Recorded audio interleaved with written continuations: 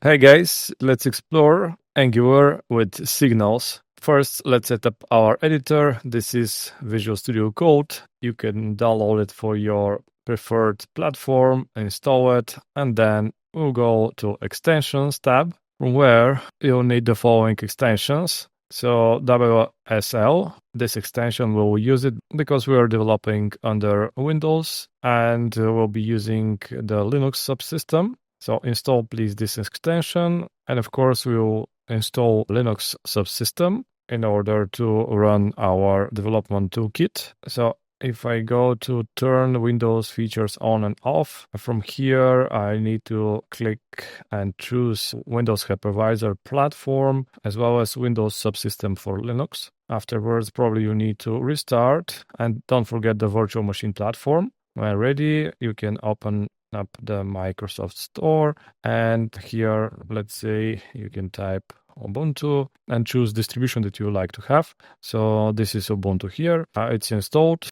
And if you open it up, that's how it will look like. We're doing this setup especially for Windows because the performance of the tools that we're going to use are way faster if they are used under WSL. Okay, so here we can start creating our project. Let's install first npm. So we can type sudo apt install npm, and we see that it's already installed. Then with npm, we can install -g for global Angular CLI, this package, and we need this package in order to scaffold our application. And you may encounter this kind of error of access, and that's because we're trying to install globally this Angular CLI, and we don't give enough permissions to npm, so we'll repeat the command, but with sudo in front. And now we see that everything is installed correctly. We can check whether our Angular installation is completed by typing ng. And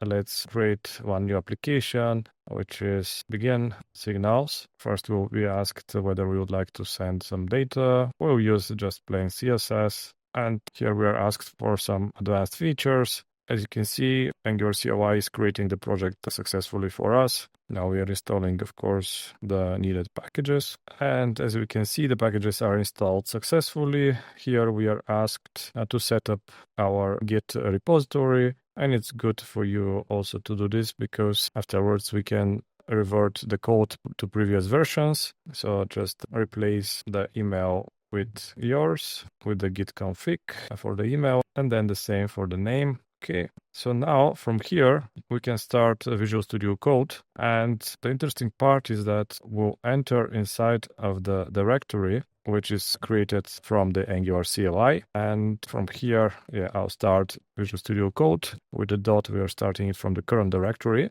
I'm trusting the files in this directory. And what's interesting here is that we are running everything under Ubuntu here. On the bottom left corner, you can see this. So in the extensions, you can see that we have recommended, local installed, and WSL Ubuntu installed. We would like to have WSL Ubuntu installed the following extensions: Angular Language Service, Prettier, ESLint, TypeScript Importer, and for now, we'll use those. Okay, when ready, we can click on the source control. We can see that all those files are from our initial setup. So they are added to our repository, and we can create one commit just to have a clean version of our files. So I'll type startup code and I'll commit everything.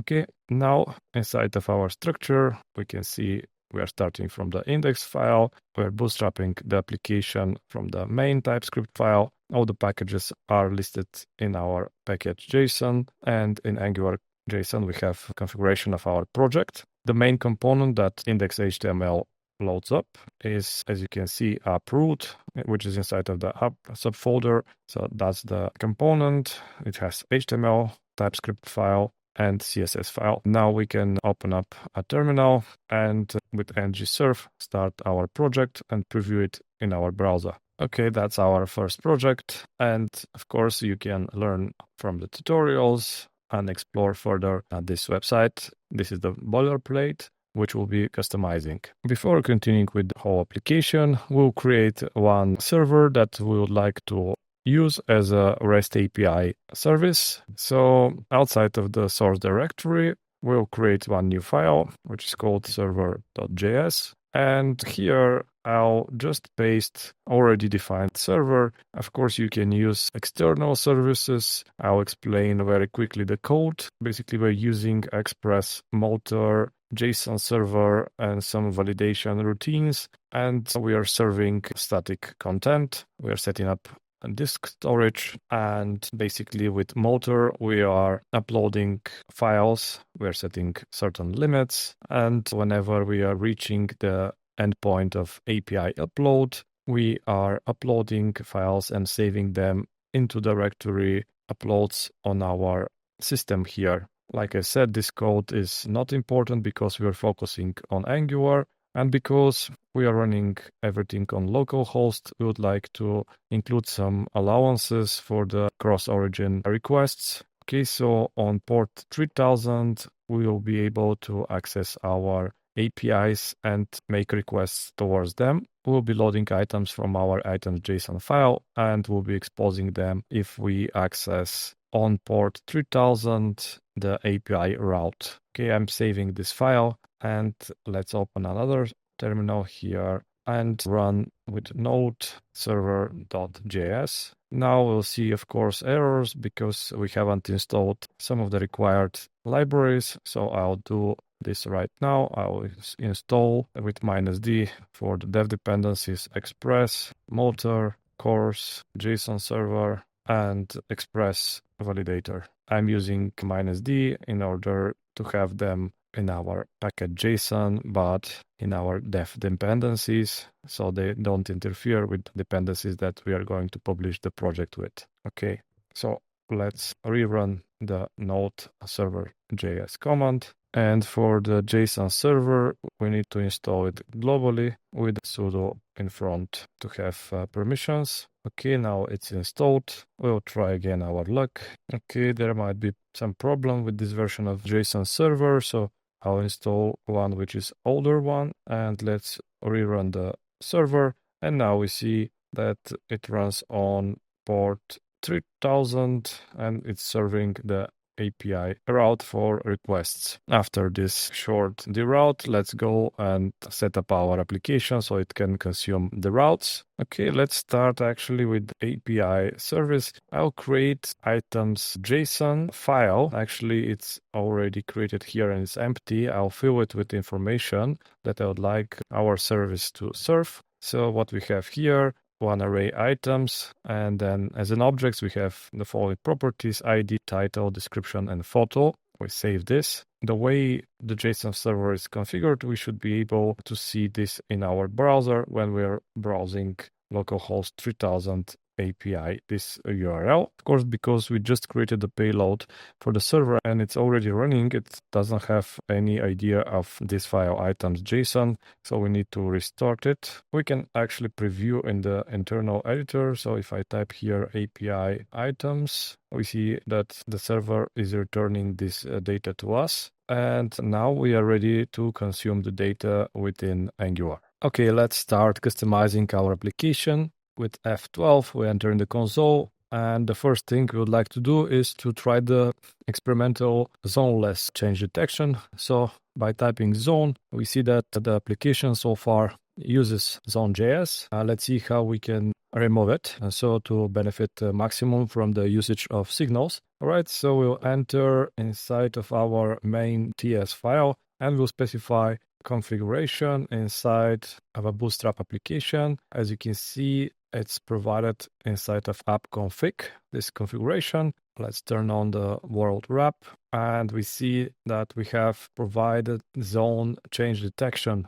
Now here as a parameter, actually listed in the providers. So we would like to change this, and we'll type provide experimental zoneless change detection. The next thing we would like to do is to remove from Angular JSON the occurrences of zone.js in our polyfills. So I'll just remove zone.js here, and let's check whether we have more. Here we see zone.js also. Let's remove them too. Now we save, and actually let's reload the application and see whether we can browse it without zone.js change detection system. So we refresh and we type zone, and we see that the references to it are pointing to nowhere. Okay, that's great. Let's continue. So from up routes, we can define our routes, and very quickly I'll paste some already done routes. When we're going to items, we'll use list items component, and if we are viewing a particular item, we'll be using another component. Let's create those components now. Basically, inside of the terminal, now type ng generate component, list items, and it should appear here. So we see list items component. Let's actually import it, and we should be able now to load up this route with a path of items, and it should point us to this newly created component. We can use our integrated browser, this time pointing to port 4200 and /items. Let's turn on the server again and perform our request. So if we scroll down, we see list item works because it's included directly in our app component. Okay, so let's delete everything except our router outlet because we would like just to see the included components. So now we see cleanly list item works. Okay, let's create also a service, which is called item service. ng create service items, ng generate service items, and inside of it, we'll start defining some methods. I'll use already prepared code, which I'll explain. So let's import the HTTP client. We'll use the new inject method. So I'll write HTTP equals to inject, and here I'll import HTTP client. Automatically, it's imported from Angular common HTTP. And let's define interface that will represent the values in our API. So I'll create one new file. I'll call it item, and this will be our interface. As you can see, we have ID, title, description, and photo. And then I'll import the interface here, which will solve the problems here with the linter. Let's also import HTTP headers, the map operator from RxJS, and also catch error from RxJS, as well as the auth for the observables. One last thing is to create one interface that will hold the result that we are receiving from the API. Let's see how it will look like. I'll define it here above, and I'll explain it why it looks like this. Basically, we would like to receive an array of items as a result from the get operation, and this is represented by this T here. So we are defining one object here with the two keys, value and error. Inside of the value, we'll have the result from the actual get operation. And inside of the error, we'll specify if there is a certain error while performing our requests. We're using this generic interface to represent the structure of our data. And now let's see the code. We are making the GET request using custom HTTP headers in order for Angular not to cache the result. Afterwards, we are mapping just the value part of the result. So we are creating an object out of the interface. And if there is an error, we are catching it. And we are returning observable to the consumer of this get all items observable, where we are filling the error part of the object. The essence of this pattern is that we are either returning an object with a key of value or an object with a key of error, which is represented with this interface. Okay, this is our item service so far. We can format the document, or if you'd like Prettier to do this for us, we can install the following packages: Prettier ESLint, Prettier-ESLint, and TypeScript ESLint parser. We can add them to our project, and inside of our VS Code folder, we can create a new file, settings.json, and paste the following information, which actually can be found directly from the extension Prettier ESLint. Those are the settings here.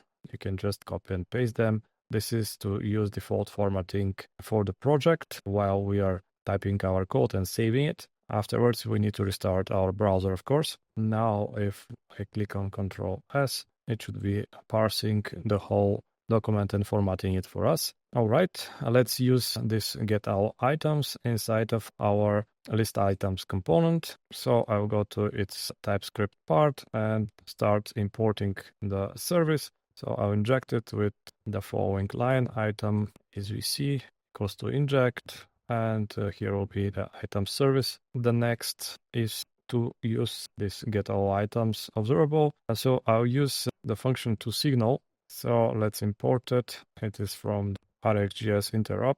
So package ensuring smooth operation between observables and signals. So I'll import toSignal from Angular core RxJS interop. Okay, so I'm using it here, and I would like to create one variable, which is service items. And now we use toSignal, and we'll pass this item service dot get all items. Okay, what will do this is automatically toSignal will subscribe and get one value directly from get all items, and also it can handle unsubscriptions for us. So it will trigger the request from get all items and to trigger this HTTP request. The point is that we would like to grab part of the returned object. As you remember, we are returning in case of successful operation, object with a value, and in case of an error, object with an error key. So how can we use them and return only those parts? For this, here we'll create computed signals that will only extract part of the data. So I'll use one variable data with a dollar sign to signify that we're using signals, and I'll type computed. Of course, I need to import it, and then since it will react to the changes happening when we are having data inside of the service items, I would like to return part of it. So this service items dot value, that's what I want to return. And what's important is that I would like to read the signal. So we are reading the value of the signal with those parentheses, and then I placed a question mark to signify that this service items might not have all the time value. So for the compiler not to complain. The same I'll do with error, this time reading the error from the signal. Okay, now our component is ready and we can start writing the HTML part. Okay, so let's use the local let variable, which is a way to save in a local scope variables inside of the template from the component part. So I'll point it to our computed signal here. Okay, so we are saving it inside of the local variable, and then I'll also use the if statement to check if there is something inside of this signal, and I'll write my HTML. Of course, I can use also the else statement to say that we are loading up, and that's the syntax for if else. Let's now paste the whole code, not to waste more time. As you can see, it's very simple. With one for loop, we are listing all the items and we're pointing them to a new URL that shows those items. Also, we would like to show the photo of those items, but here first we need to import certain things. Since we are using standalone components, we need to import JSON pipe. So I'll do this here. Then we see router link, which also has its place here in imports. Okay, and for now, everything looks fine. I'll also place some photos directly inside of our uploads directory in order to see them on the screen. And probably we have forgotten to include the provider for HTTP client. So we need to go to main.js, and here in the app config, we'll also provide the HTTP client with provide HTTP client. Let's also start the server. Okay, the server is ready. When we refresh, we see our two items that are here, tomato and potato. And let's put some CSS here. Okay, I'll just paste something to make the styles look better. And so those are our two products, and now they are looking correct. So what was important here is to understand that we have a way to communicate with a service that returns observable using toSignal and then computed derived values. Let's now quickly create item details component. So I'll type ng generate component item details. And here actually in the HTML, we'll have a similar syntax. First, we are getting data directly from the service, and we are also displaying a certain error message if we cannot get the data. Now let's link the component inside of our routes here with this path, and we would like whenever we are browsing for a certain item with its ID to open up the item details component. We save, and now let's see the TypeScript part. Because we're about to open the following URL item and then ID of the item, we would like to capture this ID and to use it as an input parameter inside of our component. All right. In our item details component, we would like to react to the changes of the input value of the URL parameter and to send information to the service and receive information back. Let's see how we can do this. Basically, whenever we are receiving the ID of certain item, we would like to be able to capture this and to react and send requests to our service. For this, we'll be using the new input signals, which can react to such changes, and they accept first the default value of the URL parameter. If it doesn't have, we fill it with nothing. And then in the transform section, we are here setting up an ID to the service for it to react. And then we are running this request. And if we receive something from the service, we have one signal that we are setting up with the received data. And of course, in case of error, we are showing it to the user with one snack bar. We have protected the component from creating too many subscriptions with take until destroyed. And now let's see those two functions, set item ID and item details. Set item ID is just a setter for one signal. So whenever we receive something inside of our input, we'll set it up and we'll have it in the service. Then the item details, it's interesting that it's a computed signal returning an observable.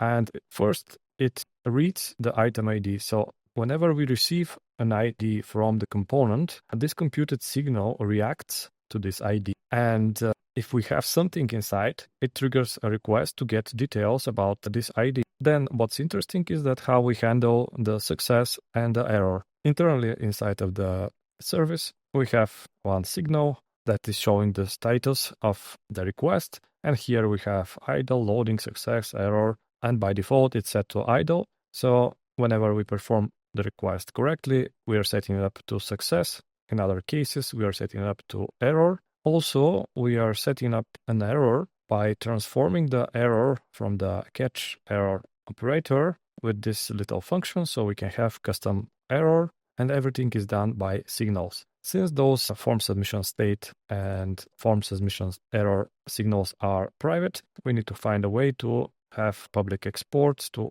the consumers of this service. Those are form submission error message and form submission status, which are computed values and react to those two signals. Now, inside of our item details component, we are showing the form submission error message. We can also show the form submission status the same way. Here on top, let's say, form submission status. And we need to import the JSON pipe inside of our component. All right. So this is the way how we can handle asynchronous requests using signals. One more thing to mention is that if we would like also inside of our code to react to changes that are happening inside of the service, we can easily create one effect here. And let's import effect and place it inside of our constructor. Okay, it is also monitoring our form submission error message computed signal. And if there is something inside, it shows also a snack bar with it.